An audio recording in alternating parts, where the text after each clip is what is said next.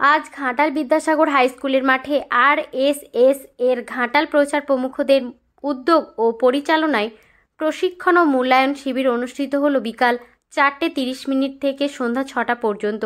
উপস্থিত ছিলেন বিভিন্ন স্থানীয় প্রশিক্ষক ও সদস্যগণ।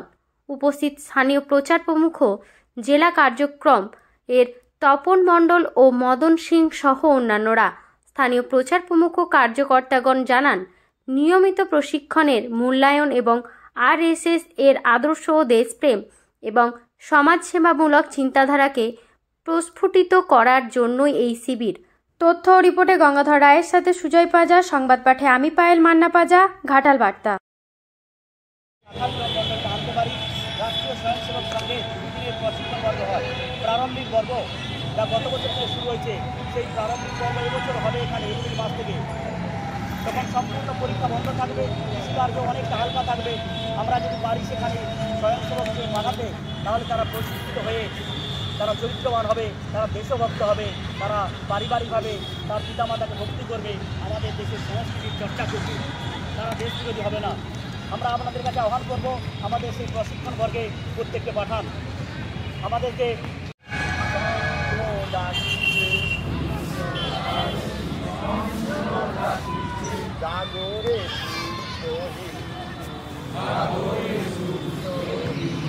আমরা ঘাটাল বিদ্যাসাগর মাঠে উপস্থিত আছি এবং আমরা রাষ্ট্রীয় স্বয়ংসেবক দলের যে ঘাটাল কার্যক্রম কর্মকর্তারা, তাদের তত্ত্বাবধানে প্রশিক্ষণ চলে এবং সেই প্রশিক্ষণের একটা পূর্ণাঙ্গ রূপ বা সেটাকে পর্যালোচনার একটি শিবির চলছিল। তো এই মুহূর্তে আমরা উপস্থিত আছি ঘাটাল কার্যক্রমের দায়িত্বে থাকা। আপনার নামটা স্যার? আমার নাম মদন মোহন সিংহ। আচ্ছা, আপনি এই কার্যক্রমের কোন দায়িত্বে আছেন, মানে আপনার ডিজিং এটা? আমি এখানে সঙ্গের প্রচারক আছি। আচ্ছা মদনবাবু, আজকে কি হলো, কি দেখলাম আমরা, মানে কি আজকের এই তো প্রতিদিন এরকম ব্যায়াম, যোগাসন, লাঠি খেলা এগুলো অভ্যাস হয়। তো প্রতি 2 মাস বা 1 মাস অন্তর আমরা প্রতিদিন যেটা শিখি সেটা হচ্ছে সামরিক রূপে কতটা আমরা শিখতে পেরেছি তার একটা মূল্যায়ন হয়।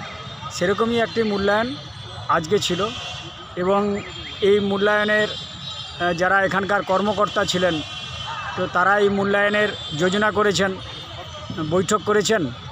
আর তারপরে এখন যে মহড়া দেখলেন, সেই মহড়া আগে তারা প্রশিক্ষণ দিয়েছেন, আজকে তার পূর্ণাঙ্গ রূপের একটি মূল্যায়ন এখানে অনুষ্ঠিত হলো।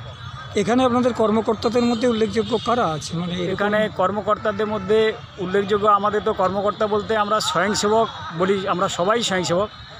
তো বিশেষভাবে যেমন শারীরিক প্রমুখ আছে শুভঙ্কর চাংড়ি, যে শারীরিক বিষয়টি দেখেছে। বাকি সম্পূর্ণ ব্যবস্থা কি করলে আমাদের এই অনুষ্ঠানটি সর্বাঙ্গীন রূপে ভালো হবে, তার জন্য এখানে 2 জন নগরের কার্যকর্তা আছেন, ঝন্টু কর্মকার, দেবদত্ত সামন্ত। তারাই পুরো পরিকল্পনা করেছেন। আর তাদের পরিকল্পনাতে আজকে কতজন এই প্রশিক্ষণের এই পর্যালোচনায় অংশগ্রহণ হয়েছে? মোটামুটি প্রায় 60-এর বেশি জন এরকম প্রশিক্ষণে অংশগ্রহণ। আগামী দিনে আপনাদের কিছু কর্মসূচি আছে? আগামী দিনে এই প্রশিক্ষণ কর্মসূচির মাধ্যমে আমরা আরও যারা এই প্রশিক্ষণ নিতে চায়, প্রশিক্ষিত হতে চায় এবং আমাদের স্বয়ংসেবক হতে চায়, তাদেরকে আমরা আহ্বান জানাবো। তারা সবাই আমাদের মধ্যে এসে স্বয়ংসেবক হোক, আর এটার মাধ্যমে নিজের শরীর ও মন সুস্থতা লাভ করবে, তার সাথে সাথে দেশেরও কিছু উপকার হবে। আমাদের কাজই হচ্ছে স্বামীজির যে চিন্তাভাবনা, ম্যান মেকিং মেশিন, যে মানুষ যদি মানুষ রূপে গঠিত হয় তাহলে তার নিজের কল্যাণের সঙ্গে সঙ্গে সমাজ, দেশের সবারই কল্যাণ হবে। এই স্বামীজির চিন্তাভাবনা এবং স্বামীজির কথায় পাথেয় করে আমাদের এই কাজ, আমরা এই কাজ স্বামীজির চরণেই অর্পণ করি আর স্বামীজিকে স্মরণ করেই আমরা এই কাজ করতে থাকি। ধন্যবাদ।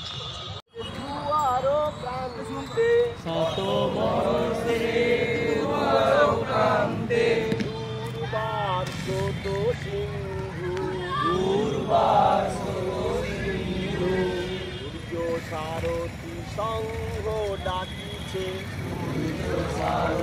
সংঘ ডাকিছে, জাগরে সুপ্ত হিন্দু, জাগরে সুপ্ত হিন্দু।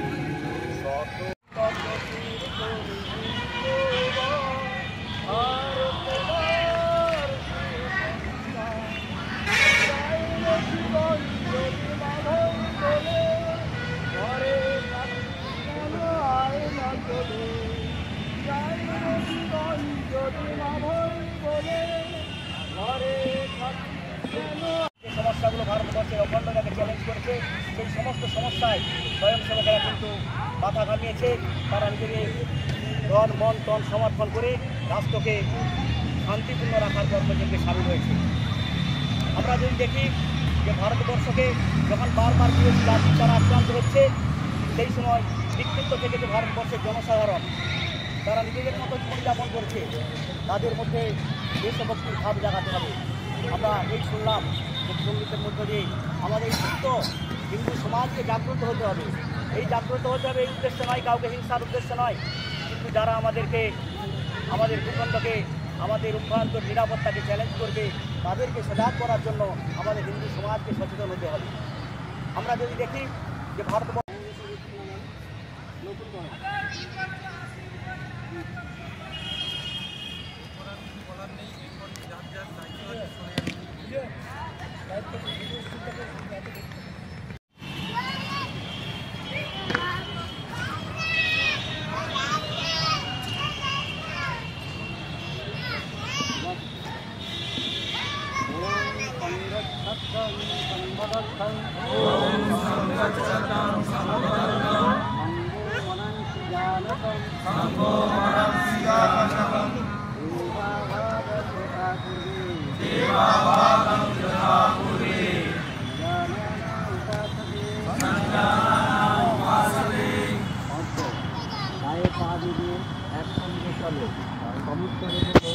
সকলের মনোভাবনা এক হোক।